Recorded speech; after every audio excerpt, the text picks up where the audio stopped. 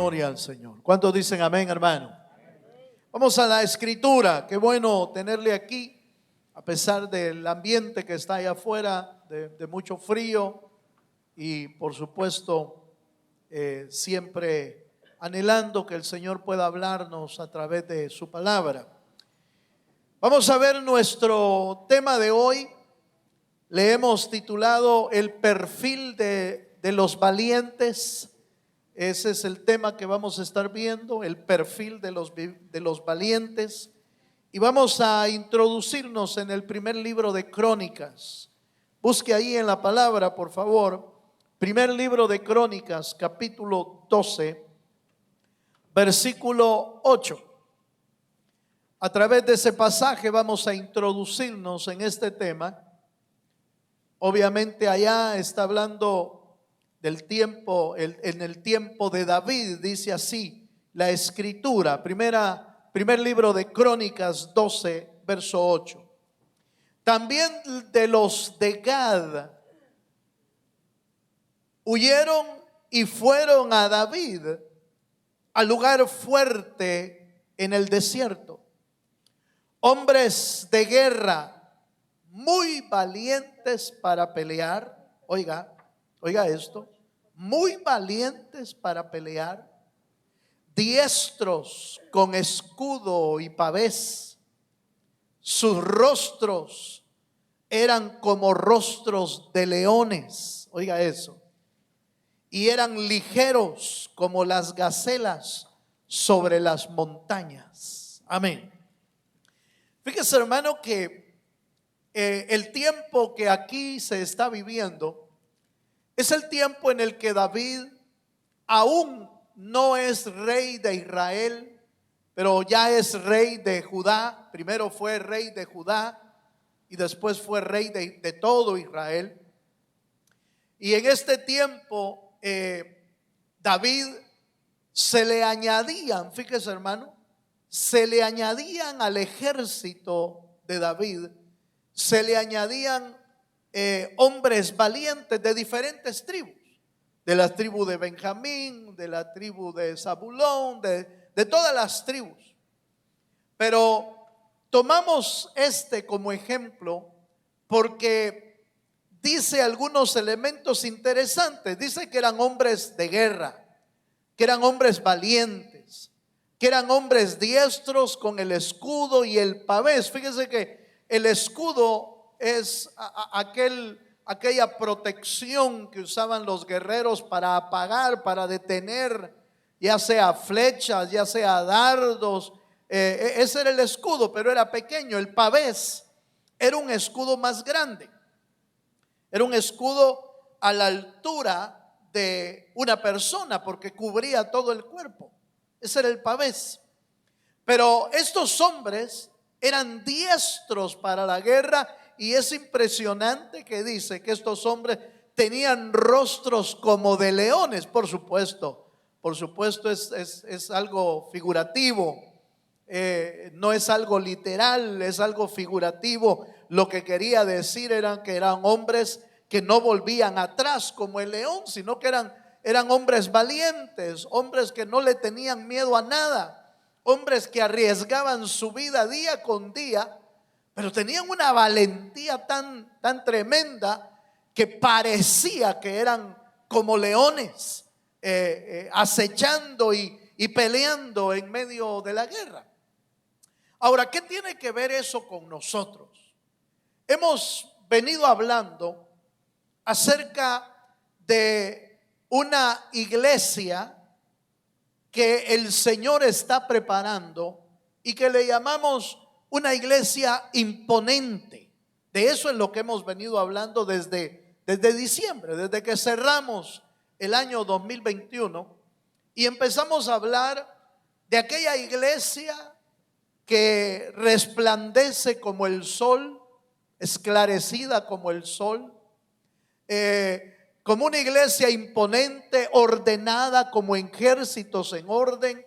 Está hablando de la iglesia que necesita tomar una talla, necesita tomar, hermano, un nivel espiritual, porque ya dijimos que aunque usted y yo no tenemos armas físicas, la Biblia dice que tenemos armas espirituales. ¿Cuántos dicen amén?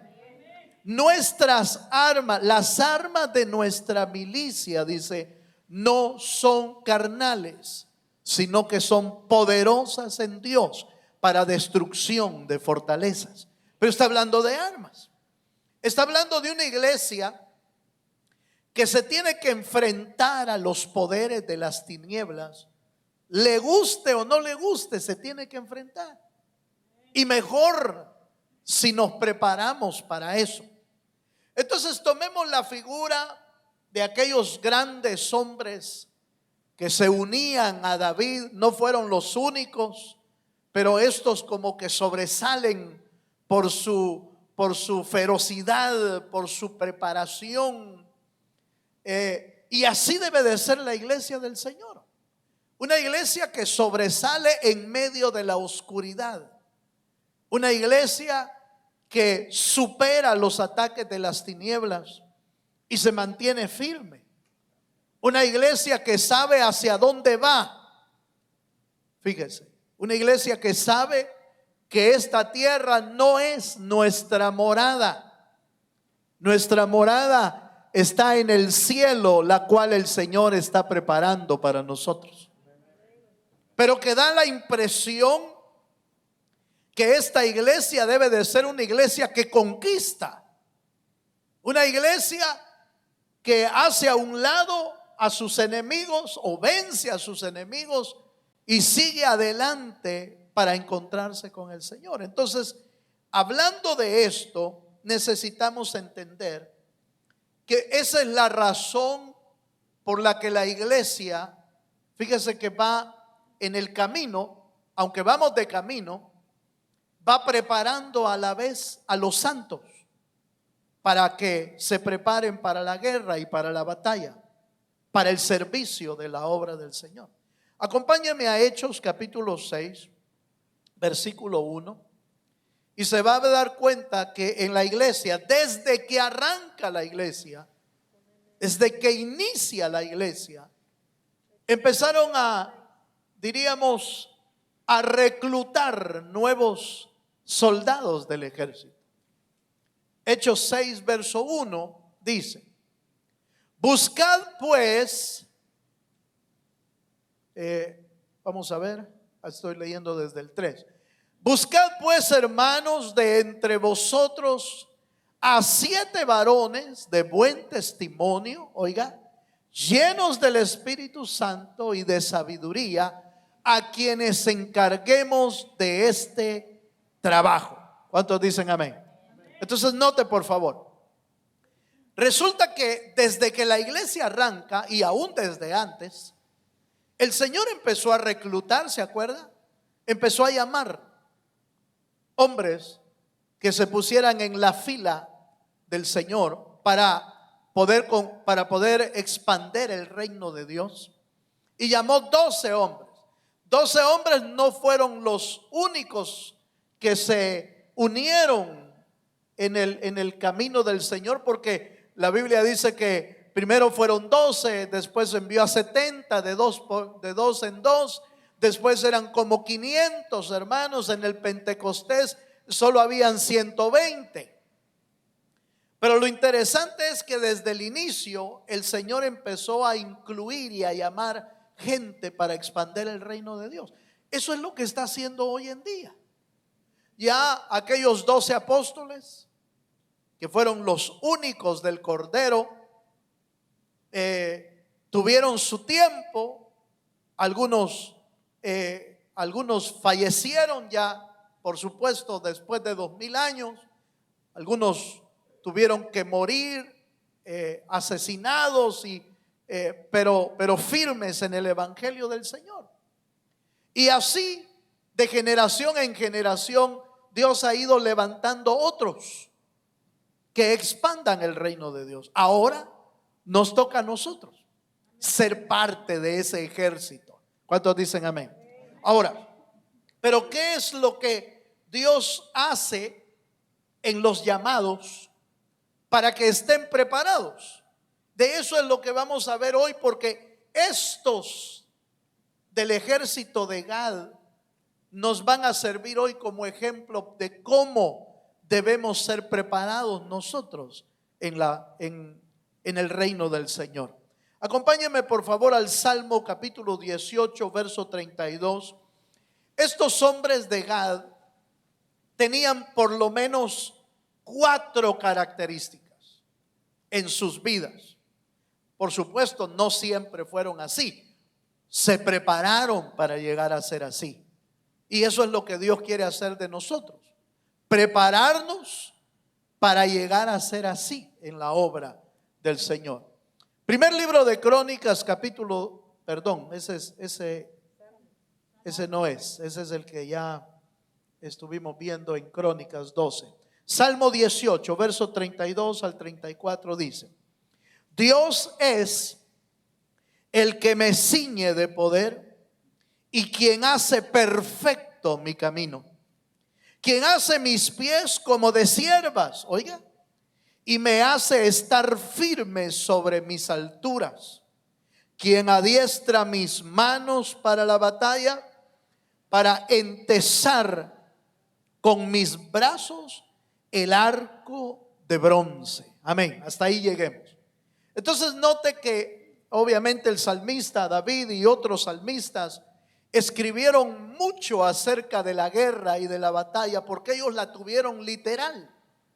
Ellos tuvieron batallas literales con enemigos físicos literales, porque estaban conquistando aquella tierra que les habían prometido. Nosotros estamos conquistando una tierra que fluye leche y miel, pero que está fuera de aquí, está en el cielo para nosotros. Pero tenemos que ir librando batallas. Ahora, no podemos conquistar, hermano, no podemos conquistar el reino de Dios, no podemos conquistar los terrenos espirituales que Dios quiere si no sabemos pelear batallas espirituales. Entonces estos hombres eran hábiles con las armas. Usaban espada, usaban arcos, usaban escudos, usaban diferente armamento y sabían usarlo bien. Los 300 valientes que David tenía, dice la Biblia que esos 300 valientes eran ambidiestros, porque podían pelear con la izquierda y con la derecha también podían pelear. Eso quiere decir que ese ejército que tenía David, hermano, era un ejército imparable. Era un ejército que, por supuesto, aparecían enemigos, pero los podía destruir David y su ejército, porque eran hombres preparados para la guerra. ¿Cuántos dicen amén? Ahora bien, ¿qué debemos ser nosotros si queremos expandir el reino de Dios? ¿Cómo debemos ser nosotros ahora los creyentes si queremos conquistar las moradas eternas del Señor?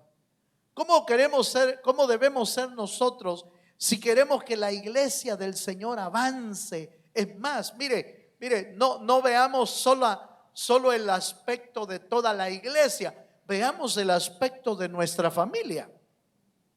¿Cómo debemos ser nosotros si queremos que nuestra familia avance espiritualmente? ¿Cómo debemos ser nosotros?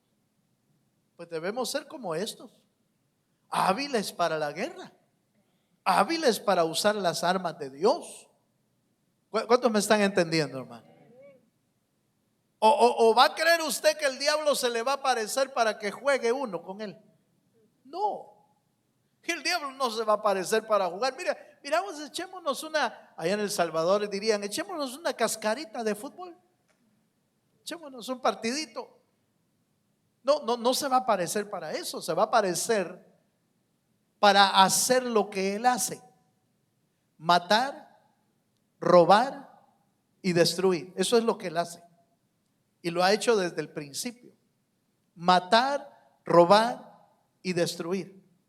Entonces, ¿cómo debe de estar preparado la iglesia? ¿Y cómo debemos estar preparados nosotros?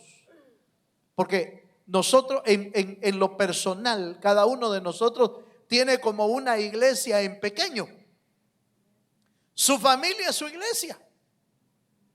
Su familia es la que le han encargado para que usted hable con ellos, para que usted los guíe en el Señor, para que puedan pelear batallas espirituales, para que puedan tener victorias en Cristo. Pero ¿cómo necesitamos ser? Necesitamos ser, hermano, hábiles en las armas espirituales. ¿Y por qué no decirlo nosotros como hijos de Dios en este tiempo? De las armas que estamos hablando de la palabra, estamos hablando de la oración, estamos hablando del ayuno, estamos hablando de hermanos, del conocimiento de Dios. Esas son nuestras armas. ¿Cuántos dicen amén? Por eso Pablo le dice a Timoteo, mire, en la batalla que ya están librando en el Nuevo Testamento, Pablo le dice a Timoteo esto y dice, segunda de Timoteo 2:15, acompáñeme ahí, y va a ver, hermano, que Pablo tenía bien claro la batalla que ellos estaban peleando, y no era decirle a Timoteo, busca alguna espada, no, sino que le habla de la espada de Dios, de la espada de la verdad de Dios. Y dice segunda de Timoteo 2:15, dice así: procura con diligencia presentarte a Dios aprobado, como obrero que no tiene de qué avergonzarse. Y oiga esta parte, que usa bien la palabra de verdad. ¿Cuántos dicen amén? Entonces quiere decir que un soldado espiritual hoy, fíjese, un soldado espiritual hoy necesita presentarse delante de Dios aprobado. Eso quiere decir que está a cuentas con Dios. Mire, no pareciera arma estar a cuentas, pero es un arma. Porque si no estás a cuentas, eso quiere decir que el diablo puede entrar cuando él quiere, porque uno no está a cuentas. El no estar a cuentas abre puertas de nuestra vida para que el diablo tome derechos. El no estar a cuentas con Dios abre puertas de nuestra casa para que el enemigo pueda entrar. Y uno dice, pero ¿y por qué va a entrar el diablo? Si uno le dio permiso. Cuando uno ha pecado, cuando uno le falla al Señor, le abre la puerta al diablo para que pueda entrar. Por eso Pablo le dice a Timoteo, procura diligentemente presentarte delante de Dios aprobado. Fíjese. Ahora, ¿qué más dice? Dice, como obrero que no tiene de qué avergonzarse. Fíjese. Y que usa bien la palabra de verdad. Déjeme hacerle una pregunta. ¿Usted considera a este punto de su vida como cristiano, usted considera que está haciendo buen uso de la palabra de la verdad en su vida? Porque eso es importante. ¿Usted considera que está aplicando bien la palabra de verdad en su vida? ¿Usted considera que cuando el enemigo le tira dardos, le tira pensamientos, porque todavía tenemos luchas así o no, hermano? ¿Usted tiene luchas todavía así, que vienen pensamientos a su mente, que vienen dardos a su corazón de sentimientos? ¿Qué hace usted? Si tiene palabra de Dios y si tiene armas de Dios en su vida, entonces inmediatamente detecta el pensamiento diabólico que el enemigo envió. Inmediatamente detecta que el sentimiento, el pensamiento que usted tiene no es un pensamiento que venga de Dios. Entonces, inmediatamente usa la palabra de verdad y le dice al diablo, no, te reprendo, Satanás, en el nombre de Jesús. ¿Usted sabe que eso es un arma, hermano? Decirle al diablo, el Señor te reprenda. Note que no es usted el que debe reprender. No vaya a salir usted diciéndole, yo te reprendo. No, si usted no puede reprender, si no es con el poder de Dios, usted no puede reprender. ¿En nombre de quién reprende uno?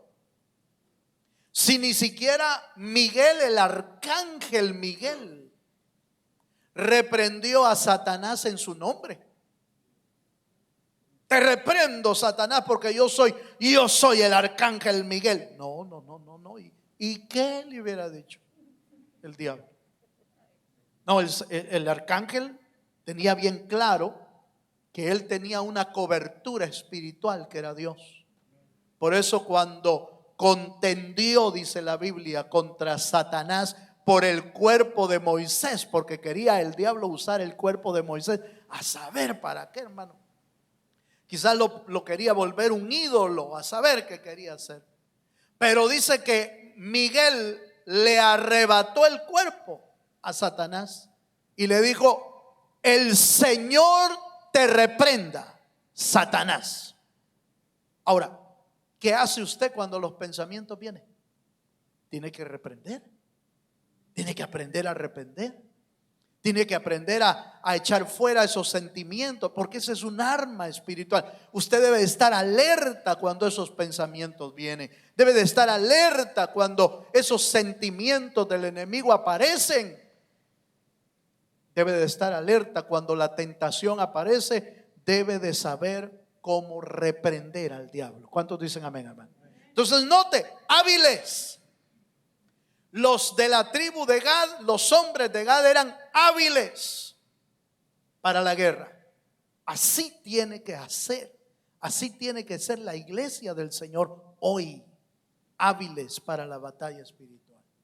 No vaya a ser usted que usted sea el que le dé paso abierto a la casa. Pasa, don diablo, pase por aquí.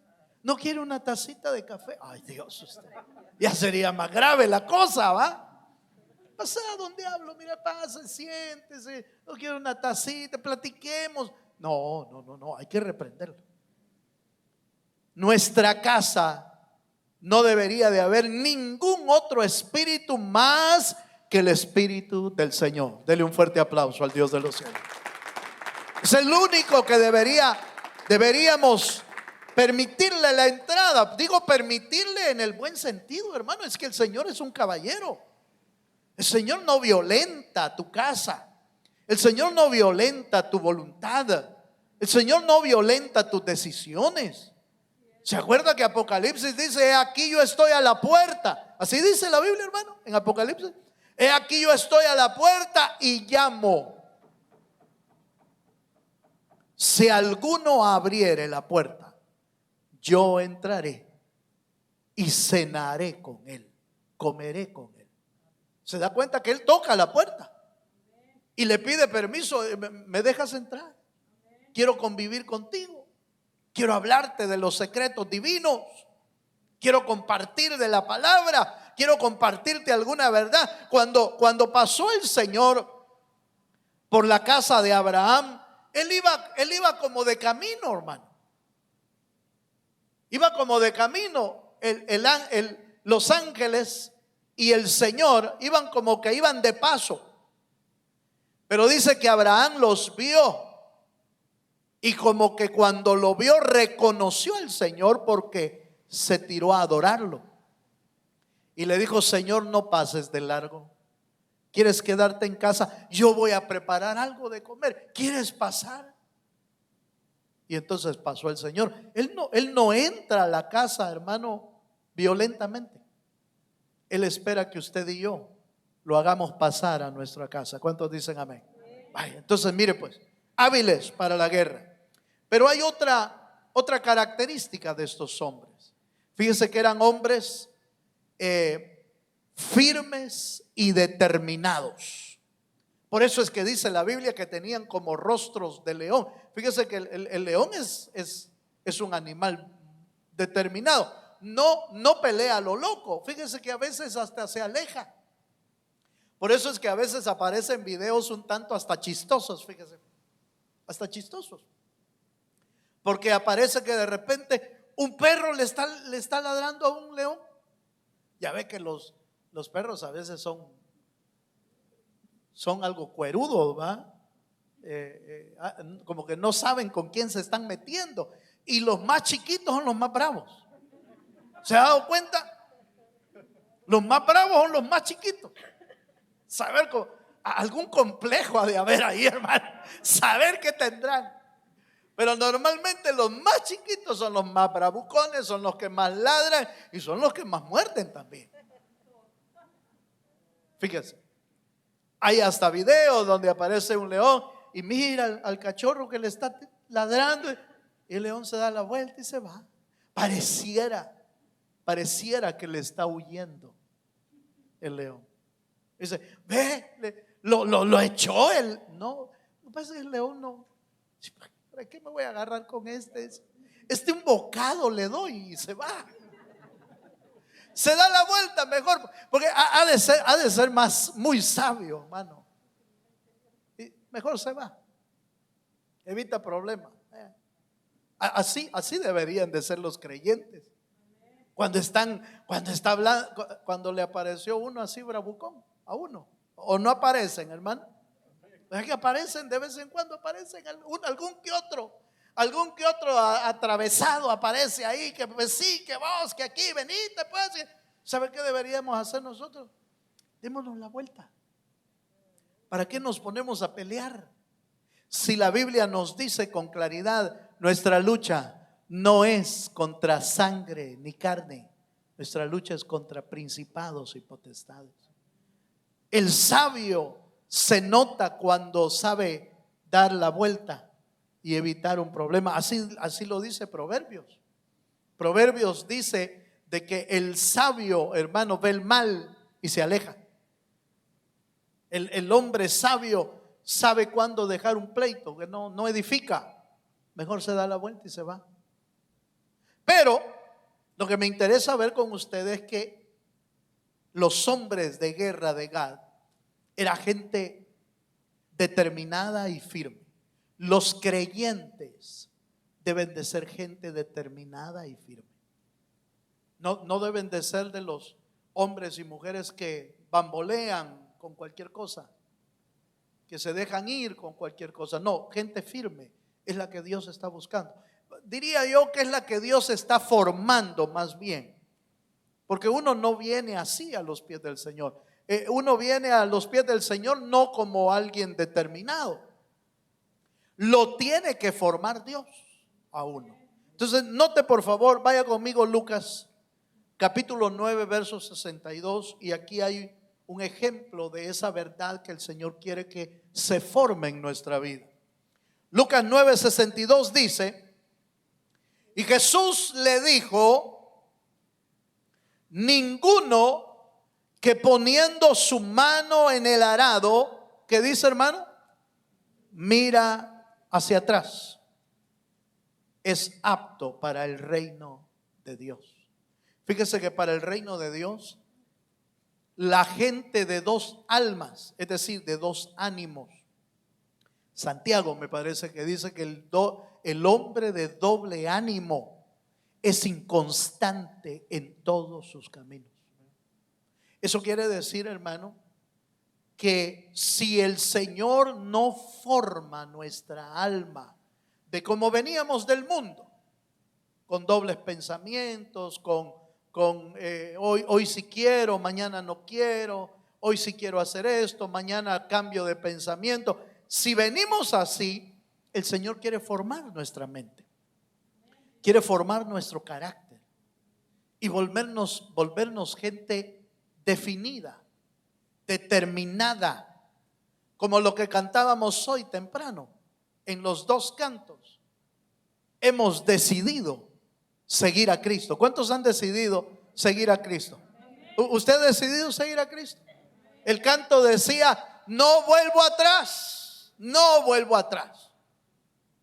Porque ese es un definido, ese es un determinado. Y estos eran así. Y por ejemplo, en el ejército, hermano, eran hombres que no volvían atrás. A menos, me imagino, a menos que alguien superior les diera la orden de volver atrás, en el sentido en el sentido de que estratégicamente y militarmente a veces pueden hacer movimientos de ese tipo. Ir hacia adelante, luego ir hacia atrás, hacer un cambio. Sí, pero es en base a órdenes.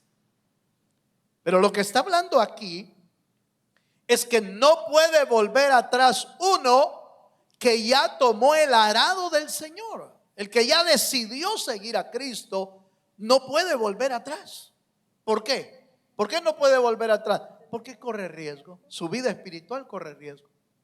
A esos son los que se les llama apóstatas, los que vuelven atrás. Esos son los apóstatas.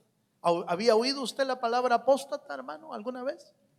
La palabra apóstata quiere decir los que niegan la fe, los que devuelven la fe, los que se tuercen del camino y en lugar de seguir siguiendo al Cristo, empiezan a seguir otra cosa, entonces se desvían del camino.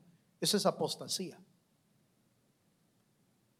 Algunos todavía son, diríamos, apóstatas, si puedo usar la expresión, pero tal vez la explico mejor. Apóstatas reversibles y apóstatas irreversibles. Me refiero a los apóstatas que se arrepienten y vuelven al camino del Señor. Esos son los reversibles.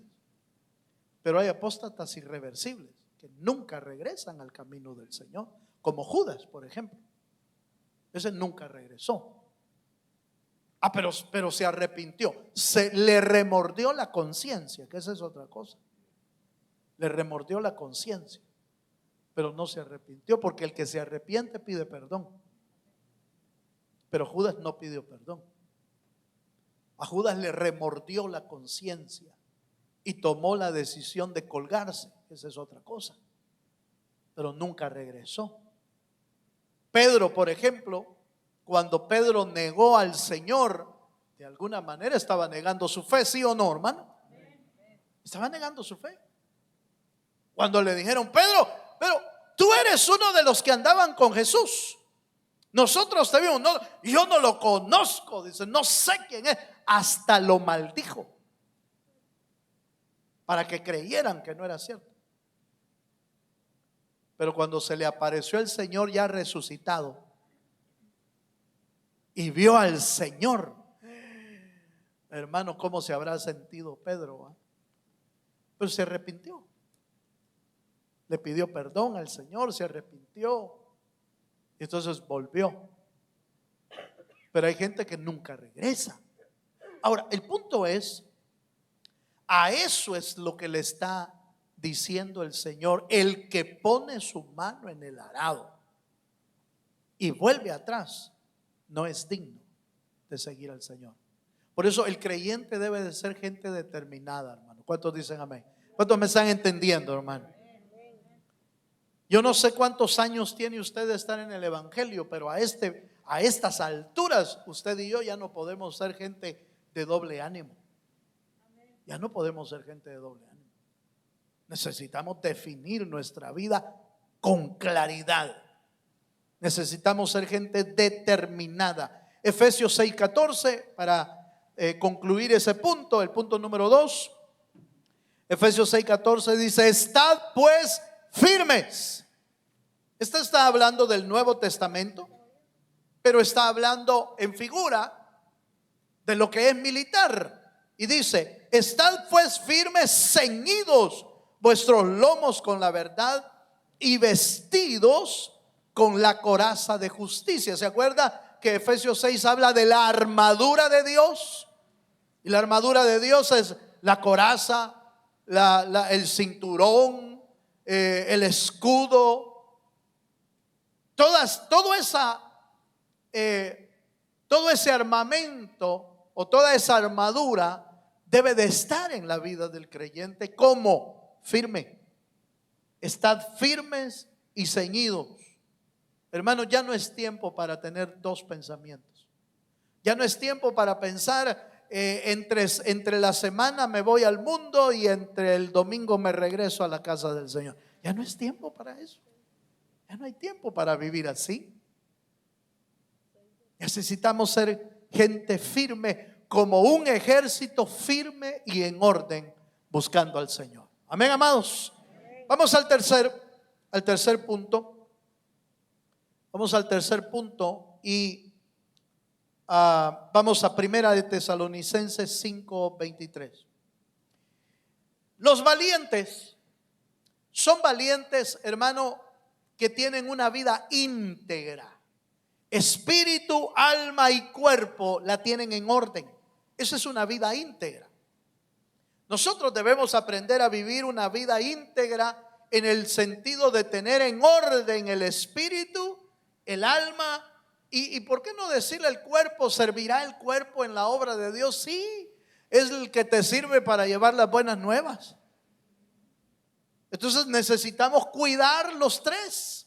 Por supuesto, el cuerpo es el que menos se cuida, pero también hay que cuidarlo. Primera de Tesalonicenses 5:23 dice: y el mismo Dios de paz os santifique por completo, y todo vuestro ser, espíritu, ese es el ser que usted y yo tenemos, y todo vuestro ser, espíritu, alma y cuerpo, sea guardado irreprensible para la venida de nuestro Señor Jesucristo. ¿Se da cuenta qué es lo que debemos guardar, hermano, de nuestra vida hasta que el Señor venga? Los tres. Porque los tres componen la vida integral del ser humano: espíritu, alma y cuerpo. Y yo diría que exactamente en el orden que están es el orden de prioridad de cuidado. El espíritu es el que más debemos de cuidar, las cosas espirituales. Nuestra alma es lo segundo que debemos de cuidar, porque esa es la parte que está siendo restaurada y que es salva en el Señor. Pero cuánta gente tiene conflictos en su alma y entonces invierten, fíjese bien, invierten el orden. Caminan no en el espíritu, sino en el alma.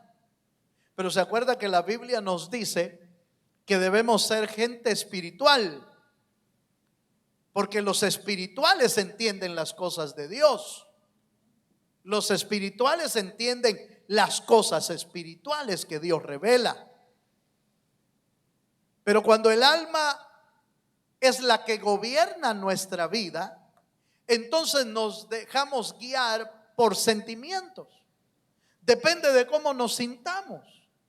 Si nos sentimos bien, vamos a la iglesia. Si me siento mal, no voy. Porque estamos siendo ordenados por nuestra alma. ¿Cuántos me están entendiendo, hermano? ¿Me estoy dando a entender?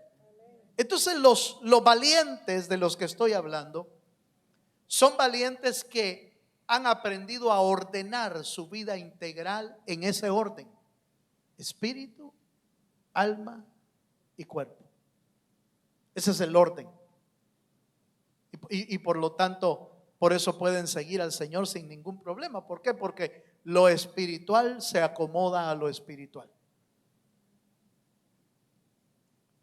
Pero si dejamos que nuestra alma gobierne, ay Dios, hermano, mire, a cada rato vamos a estar cambiando de decisiones, o de repente vamos a seguir lo que nos gusta o lo que nosotros creemos que es lo correcto, porque estamos siguiendo lo que nuestra alma dice y no lo que el Espíritu dice. Amén. Vale, veamos un poquito más, pues. Veamos un último punto, porque el tiempo me va avanzando. Fíjese que otra característica de estos valientes, que así es como debe de ser la iglesia también hoy, es que eran hombres leales. Y yo busqué la palabra leal, fíjese, hermano, y encontré algo interesante. Fíjese que la palabra lealtad significa que es un sentimiento y práctica de una alianza libre. Dice, esto me llamó la atención. Es el sentimiento y una práctica de una alianza libre. Alianza significa pacto. Ese es un pacto. La alianza es un pacto. Pero me llama la atención que dice libre. Porque pareciera que cuando dice pacto ya hay un compromiso, ¿sí o no? Por ejemplo, los que se casaron y firmaron tienen un pacto, tienen un compromiso. Pero es un pacto que sí, hay una firma ahí, pero que no es que uno viva como obligado, sino que tiene que vivir libre. Porque el verdadero matrimonio feliz es el que se hacen las cosas no por obligación, sino por amor. ¿Está de acuerdo conmigo? Ese es el verdadero matrimonio. El verdadero matrimonio es el que tiene la base del amor. Y la base del amor lo hace hacer las cosas libremente, voluntariamente. Entonces nosotros, por eso es que el Señor probó la lealtad de todos los seres, los ha probado Dios, incluyendo a Adán y a Eva. Les probó la lealtad a través de Luzbel, a través de Satanás, pero les probaron la lealtad.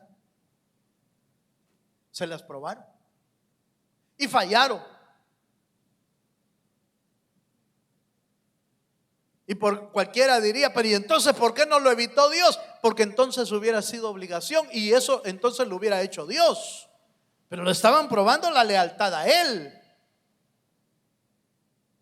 Entonces lealtad es, en pocas palabras, obediencia por amor. Eso es lealtad. Obediencia por amor, no por fuerza, no por obligación, sino por amor a Dios. Eso es la verdadera lealtad. Esa es la que Dios está buscando en nosotros. Que le obedezcamos, ¿por qué? Porque nos trae atrás con un, en El Salvador dirían, con un chilillo, con un garrote, con una vara. ¿Así nos trae Dios? No. Él nos trae, solo nos invita a que lo hagamos, pero que lo hagamos por amor. Amén, hermano. Fíjese que lealtad es la que se dedica a una persona, a una institución. Y encontré otro elemento que me pareció interesante porque tiene que ver con la iglesia. Y dice que lealtad, especialmente en el liderazgo de una iglesia, es fundamental para su crecimiento y para su desarrollo. Quiere decir que si nosotros queremos crecer en Dios y desarrollarnos en Dios, necesitamos ser gente leales. Porque solo así crecemos. No hay otra forma. Y volvemos a aquel pasaje de la Escritura, que lealtad y fidelidad es como palabras sinónimas. El que es fiel en lo poco, ¿qué dice, hermano? Será puesto sobre mucho. Crece, se desarrolla, se multiplica. Entonces el que es fiel, el que es leal, crece. El que es fiel, el que es leal, se desarrolla. Y eso necesitamos ser nosotros. ¿Por qué nos es importante ser gente leal para nuestro crecimiento y para nuestro desarrollo? Si no, siempre vamos a estar estancados en nuestra vida espiritual. Si no, siempre vamos a estar abajo. ¿Y por qué será que yo no crezco? ¿Y por qué será? Porque cuando el Señor prueba tu lealtad, fallas. Así de sencillo. Porque cuando el Señor prueba nuestra lealtad, fallamos.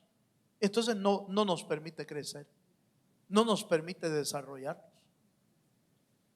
Por eso estos valientes de David eran hombres leales. Y así debe de ser la iglesia.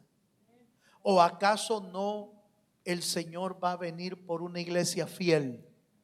¿Está de acuerdo conmigo? Por una iglesia fiel es que va a venir. por una iglesia que le guardó lealtad a Dios. Y eso permitió que fuera creciendo en su preparación. Mis amados, yo termino. Leamos Romanos 13:1, hablando acerca de esa lealtad. Pablo pone el ejemplo de las autoridades, porque normalmente uno le es leal a alguna autoridad, a Dios, a la iglesia, a los ministros, les guarda lealtad, por supuesto. Ojo con lo que voy a decir, no estoy hablando de una lealtad ciega. No estoy hablando de una lealtad ciega. Mientras obviamente Dios nunca va a fallar y nunca se va a desviar. Mientras un ministro está en el camino correcto, uno debe de ser leal. ¿Sí? ¿Me estoy dando a entender? No estoy hablando de una lealtad ciega. Si de repente el ministro se desvía y se va del camino correcto del Señor, pues no lo siga. No lo siga. Siga a Cristo, que Él no va a fallar. Pero si una autoridad de repente se desvía y quiere hacer cosas malas, no lo siga. Yo estoy hablando de una lealtad libre. ¿Se acuerda? Estoy hablando de una lealtad libre, no de una lealtad obligada, ni de una lealtad ciega. Pero Pablo decía: imitadme a mí como yo imito a Cristo. Entonces, si el ministro está siguiendo a Cristo, entonces usted siga al ministro, porque va a ir bien. Eso es lealtad. A esa lealtad es que me estoy refiriendo yo, no una lealtad ciega. Entonces Romanos 13:1 lo dice muy bien y dice: sométase toda persona a las autoridades superiores, porque no hay autoridad sino de parte de Dios, y las que hay por Dios han sido establecidas. ¿Es eso un mandamiento del Señor, hermano? ¿Es parte de las órdenes del Señor? Sí. Es parte de las ordenanzas del Señor. ¿Cuándo es la única ocasión que el Señor dice no sigas a los hombres? Cuando Pedro dice: juzgad vosotros a quién tengo que obedecer, o a Dios o a los hombres. ¿Pero por qué? Porque los hombres le estaban diciendo: deja de predicar el evangelio. Los hombres le estaban diciendo, los del Sanedrín le estaban diciendo: Pedro, ya no hables de Cristo, ya no adores a Cristo, ya no prediques de Cristo. Ahí es donde Pedro dice: ¿a quién tengo que obedecer? ¿A Dios o a los hombres? ¿Se da cuenta? Cuando los hombres se salen del camino correcto, no tenemos por qué obedecerlo. Pero cuando están en el orden correcto, no obedecerlos es rebeldía. Y la rebeldía se paga. Eso es terrible, hermano. No obedecer a Dios o no obedecer a un hombre de Dios, o a unos ministros de Dios, a un líder de Dios que está siguiendo a Cristo, es rebeldía también. No, pero es que yo a Dios sigo. Sí, pero te pusieron un buen ministro, o te pusieron un buen líder, o te pusieron un buen jefe. Hay que seguirlo, porque para eso te dio Dios trabajo en la empresa donde estás. Aleluya. Hay que seguirlo mientras no nos desvíe del camino del Señor. Ahí está el equilibrio. ¿Estamos bien hasta ahí? Bye. Entonces, Tito capítulo 3 verso 1, y terminamos, concluimos ahí. Dice: recuérdales, Tito 3:1, recuérdales que se sujeten a los gobernantes y autoridades, que obedezcan y que estén dispuestos ¿a qué? A toda buena obra. Mis hermanos, los valientes de David eran hombres que podían usar las armas. Eran hombres que eran firmes y determinados. Eran habían ordenado su espíritu, alma y cuerpo, pero eran leales también. ¿Cómo debe de ser la iglesia de Dios hoy en día? Debe de ser así, porque nosotros somos un ejército de Dios. No me vaya a aparecer usted marchando por otro lado. Cuando le digan aquí, vaya, hermanos, vamos a marchar. Estoy hablando espiritualmente, ¿va? Vamos a marchar, hermano, vamos a hacer esto. Y usted aparece allá por Galveston, a la playa. No, ¿qué pasó, hermano? Si usted es soldado de Cristo. ¿Cuántos son soldados de Cristo? Y debemos ser valientes en el Señor. Yo alabo a Dios porque usted está aquí hoy, fíjese. Porque a veces da miedito lo del frío, ¿va? Dice, uy, no, es que no vaya a ser. ¿Y no vaya a ser qué? Hay que tomar todas las precauciones, hay que venirse despacio, hay que ver bien, vea la temperatura. De hecho, ahorita que salga se va despacio, no vaya a andar corriendo. Se va despacio, con cuidado para la casa, sabiendo que el ángel del Señor va con nosotros. Dele un fuerte aplauso al Dios de los cielos. Yo entiendo que a veces estas cosas dan cierto temor y uno dice, hermano, ¿va a haber culto, hermano, o no va a haber? Va a haber mientras no haya algo de fuerza mayor que nos impida, vamos a tener culto. Que sea prudente, sí. Que sea cuidadoso, sí. Que tome medidas, sí. Pero normalmente nunca cerramos un culto. Difícilmente cerramos un culto. Lo hemos hecho, sí. Hemos cerrado el culto, pero muy difícil que cerremos un culto. Y los valientes de Dios siempre vienen, fíjense. Siempre vienen. Porque necesitamos aprender a vivir. Necesitamos aprender a ser valientes en el Señor. Prudentes, cómo no, pero valientes, buscando el rostro del Señor. Póngase de pie, vamos a terminar, vamos a concluir. ¿Por qué no le pedimos esta noche al Señor? Señor, nosotros queremos ser como los valientes de Dios. Queremos ser como los valientes de David, que saben usar armas, que son determinados, que son ágiles. Estos hombres dice que eran sus pies como de ciervas en las montañas. Es decir, eran, hermano, nadie los alcanzaba. No porque iban huyendo, no, es que eran veloces en la batalla. Así debemos ser nosotros. Pero no solamente lo vea como una iglesia, también en su casa se necesitan valientes que peleen por su familia, por sus hogares, que peleen para que el Señor haga la obra que Él desea hacer en cada hogar, en nuestra vida. Levante sus manos al cielo un momento. Padre, en el nombre de Jesús, muchas gracias te damos esta noche, Señor, por permitirnos estar juntos en esta casa hoy. Sabemos, Señor, que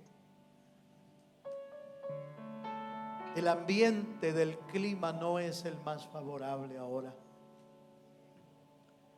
Pero gracias porque nos permitiste venir a buscarte, buscar tu rostro, escuchar tu palabra y volvernos como un ejército imponente, preparado para las batallas.